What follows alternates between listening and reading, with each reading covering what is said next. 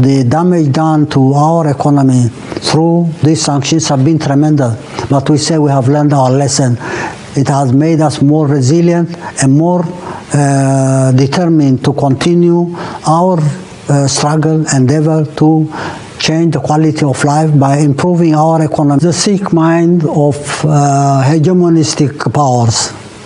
But the fact that someone is coming and bullying you, someone is harassing you, someone is putting sanctions on you, he's training you. It's a matter of getting the training in a negative manner. Ultimately, you become a fool.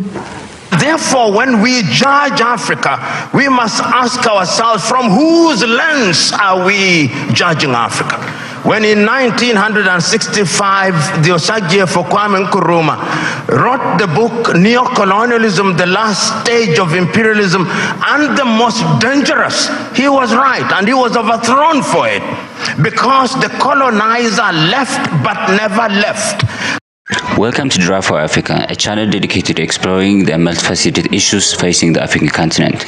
In a world where Africa continues to grapple with marginalization and the remnants of colonial influence, we delve deep into the narratives of self-determination, economic empowerment, and global partnerships. Join us as we analyze the potential pathways for Africa to rise above its challenges, focusing on the significance of learning from past experiences, building strong economies, and fostering solidarity among nations. Together, let's envision a brighter future for Africa. And as always, don't forget to like and subscribe. Let's begin. Mr. President, Eritrea is heavily sanctioned by the United States and some other countries. What do you think are the implications of those sanctions? And now it seems there's a tendency for some countries to label some developing countries as undemocratic and then use them as excuses to impose sanctions. How would you respond to that? It's the sick mind of hegemonistic powers. It's sick because why impose sanctions? What is the legality of imposing any sanction? What is the morality of imposing any sanction on any nation? It's a big question mark. It's not only sanctioning Eritrea, but sanctioning all those who uphold their independence and sovereignty. If they don't like you, they will impose sanctions. They will try to cripple your economies. They will try to incite conflicts. They will try to destabilize and interfere. And they have no moral or legal high ground to come and intervene or even impose sanctions on any nation. Eritrea has been a victim of this because for the last 80 years, they have had their own fancy ideas about dominating Africa by regionalizing Africa into influence or centers of influence. And everyone who disagrees with their philosophy and their sick mind will have to be punished. Punish and punish and punish, demonize, impose sanctions. We're fed up of this stupid idea of imposing your will on others' sovereign and independent choice and trying to keep their economies and try to create disruptions here and there.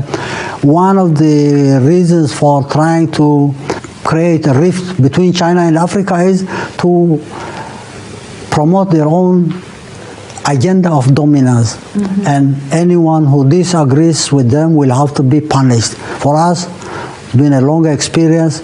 We've been able to face this challenge, and in solidarity with our partners in Africa, with China, Asia, Europe, Americas, definitely this defunct idea to me will be history no matter of one decade.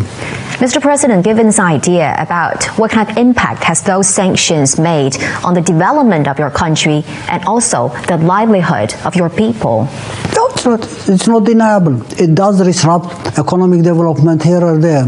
It cripples abilities here and there. But that's one of the challenges. It's an uphill struggle. You can't build a nation in a very smooth manner without their disruptions. Imagine the history of the Chinese people, where from they have come and where they are now and where they are going. The same thing for Africa. A major challenge for liberation of peoples, independence of nations, and ultimately economic development to change the qualities of life of them cannot happen without challenge. The damage done to our economy through these sanctions have been tremendous, but we say we have learned our lesson. It has made us more resilient and more determined to continue our struggle, endeavor to change the quality of life by improving our economy. The problem here is many Western countries, the States and also other countries, they're taking sanctions as the kind of solution to resolve, crisis and issues. The advantage of that attitude, that Sikh attitude, is it has inspired people more committed to liberation, independence. I think you are a believer of what doesn't destroy you, only make you stronger, right? It does. I'd like to see everyone making his contributions in life. Your aspirations, your goodwill is your own emotional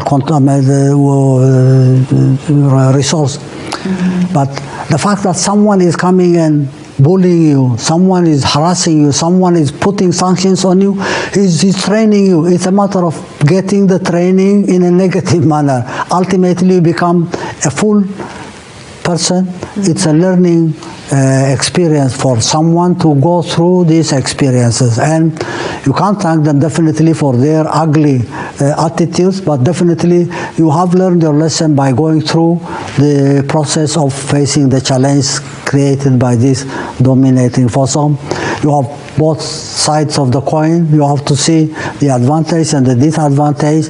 I could have done better without that, but I have learned a lot by their bullying attitudes and their sanctions that have crippled my ability to move forward. Systems. And as if he were a Jewish prophet, he is being proven right on a daily basis. Because whenever we in the African countries think that we have identified the problem and that we have identified the antidote, when we apply the antidote, new wounds appear. That has been the state of Africa. And that continues to be her state. And therefore, when we judge Africa, we must ask ourselves, from whose lens are we judging Africa? When in 1965, the Osagyefo Kwame Nkrumah wrote the book Neocolonialism, the last stage of imperialism and the most dangerous, he was right, and he was overthrown for it. Because the colonizer left but never left. And if you have any doubt, see what is happening in Niger, in Guinea, in Burkina Faso, in Mali. They are alive and well. And Africa remains the only continent in the world that is still referred to as Francophone, Anglophone, Lusophone, and now we are beginning to even call it Russophone and Sinophone and Indophone. There is a sense in which we must never forget this, so that when we are judging Africa, we ought to judge her on the basis and upon the realization that the headwinds that stand on our path are numerous, and that there is no shortage of fifth columnists within our ranks. The SMO spoke, and if the SMO were to speak a little longer, he would have reminded you of what Chinua Achebe said in Things Fall Apart, that they came and put the things that held us together, and we can no longer reason as one. And he said, we may have sent the white man away, but what about our brothers whose minds they have infected and infested? And there is no shortage of them. So Africa can and will arise. And if you look at the continent of Africa, she has always been conscious of the need to do right things. And if you look at the continent since 1963, and I can remember this so very vividly, I can remember Kwame Nkrumah in 1957 on the 6th of March saying, the freedom of Ghana means nothing if the rest of Africa is not free. He says the same thing in 1958. He repeats the same thing in 1960 in Casablanca, Morocco. He repeats it again on 25th of May, 1963 in Addis Ababa, Ethiopia, where he tells the 32 heads of states gathered there, we must live here with one army. We must live here with one currency.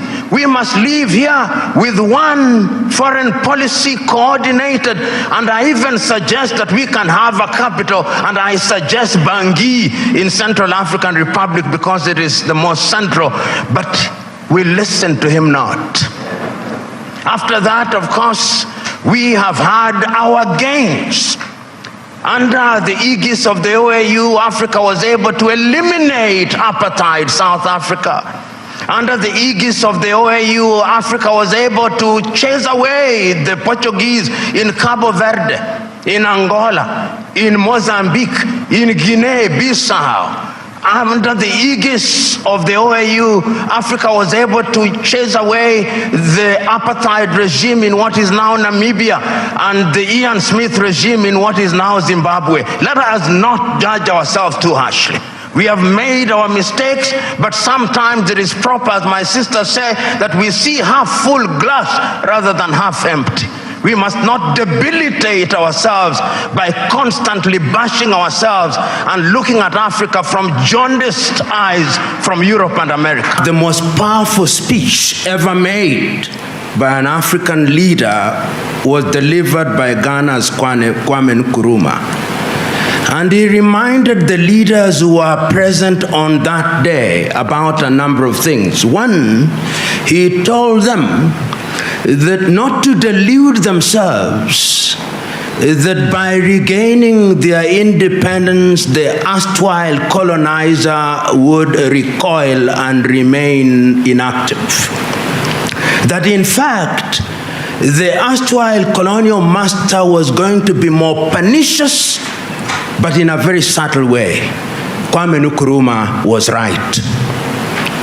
He reminded his audience that going forward it was necessary and indeed urgent that Africans should begin to think as one whole, because if they remained in disunity, they would remain weak and vulnerable and therefore susceptible to manipulation.